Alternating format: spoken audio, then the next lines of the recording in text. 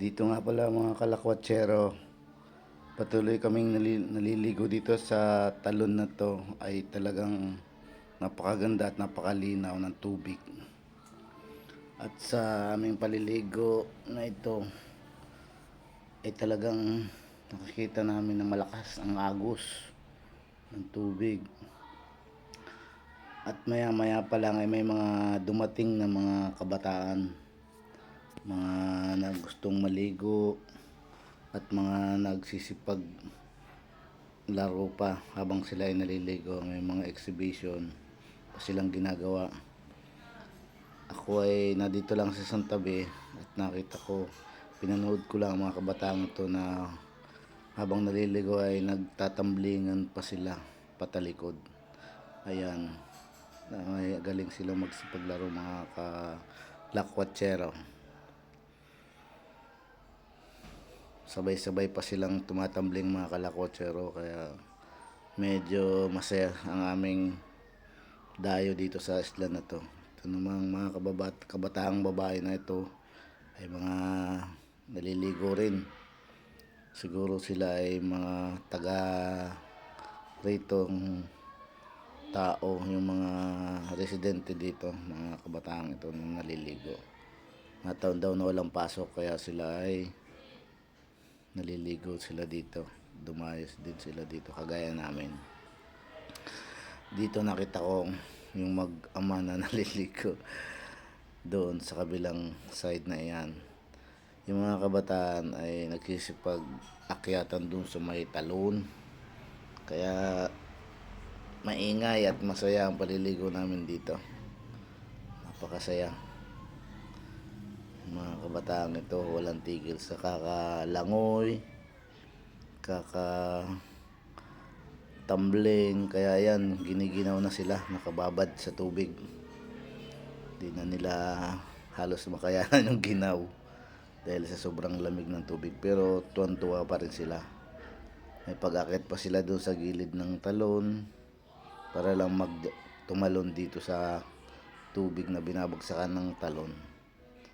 Ayan mga kalakotsera, sayang saya.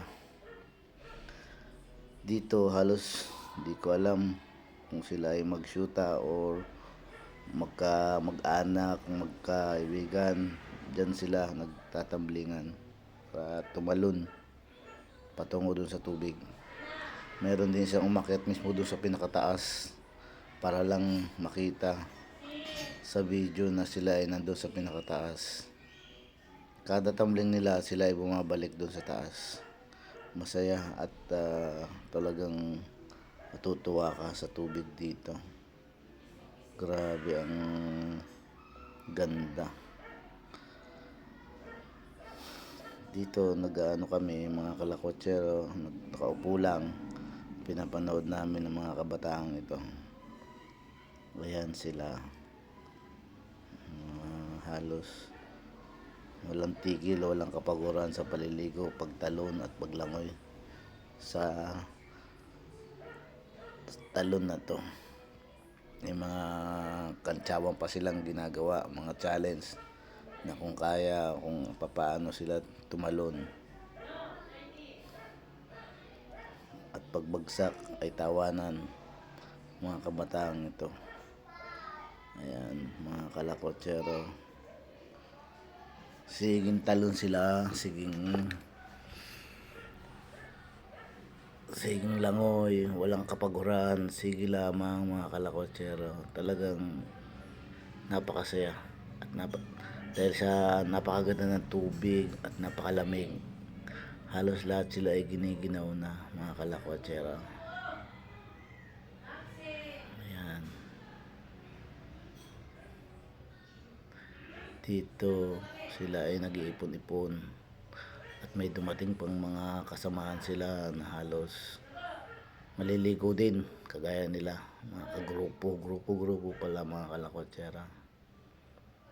Ayan, di na sila napapagod. Sige, talon ng talon, wala silang kapaguran.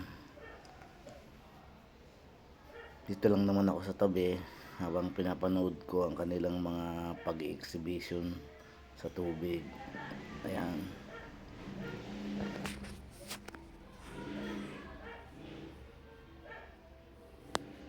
May isang ito na iwan. Gusto yatang tumambling patalikod.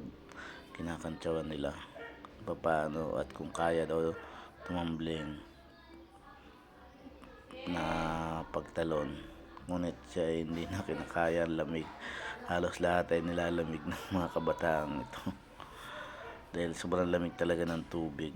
Sobrang ganda, sobrang linaw, kakaiba. Ayan, mga kalakotsero. Mukhang hindi na kinakaya ang lamig ng mga kabataang ito. Mga giniginang mga payat din naman itong mga to eh. Tumatalon sila o kantsawan yung isang babae sa taas, kinakantsawan. Medyo natatakot pa kasi siya tumalon dahil malamig nga at medyo mataas ang pwesto. Kaya pinapanood na lang ng mga kasamahan niya kung kayang tumalon. Kinakantsawan. Kaya, ang sabi hindi daw kaya, pero tingnan natin kung siya ay makakatalon. At siya nagre-ready na siyang tumalon. At kinakausap niya yung kabilang nasa likod na kaibigan kung ano ang gagawin para tumalon. Dito, tuloy at ganda ng agos ng tubig. Sobrang lakas. Sobrang ganda. Hindi mo alam kung saan nanggagaling ang ganito kalakas na tubig. Grabe. May kasama pala siya na dumating. Kaya, yun, kinakausap. Paano tumalon. At kung kailan tatalon ang batang kasamahan nila. Ayan. Dito naman sila ay nag-uipon-ipon na. At tumalo na nga yung isang bata, nag-iipon-ipon na at sa bagong dumating, gusto na yatang umuwi at nilalamig na naman silang lahat. Kaya pagod na rin, siguro nagugutom. Ito namang isang batang to, ginaw na, sinasaway na ng ina, pero hindi pa rin siya patinag, tumalon pa rin sa ilog. Tumalon pa rin kahit ginaw na. Grabe, ang tuwa. Tuwan-tuwa. Ayun, magkasama na ngayon yung mag-ama. Sila na lang at umalis na yung mga kabataan. Nasulo na namin yung lugar. Wala nang mga kabataan, kami na lang natira. Kaya tahimik na naman, sulo na namin. Nililigo na lang kami. Kami naman ang maliligo lahat. Kasama na ako sa mga naliligo, mga kalakwatsa. Kasama na ako na maliligo din dahil sobrang lamig. Ayan.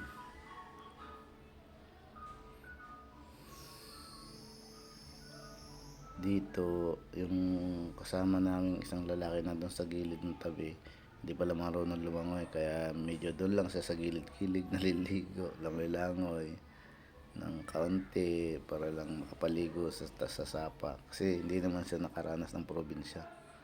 Ano siya, talagang taga Manila. Dito pag tititigan mo yung tubig mula ilalim hanggang ibabaw, talagang malakristal yung tubig. Grabe, ang ganda. Dito matutuwa ka talaga mga kalakotsero pag narating nyo to. Saka itong lugar na to, napakamura ng entrance. Murang-mura, pangmasa talaga. Kaya lang siguro, yun,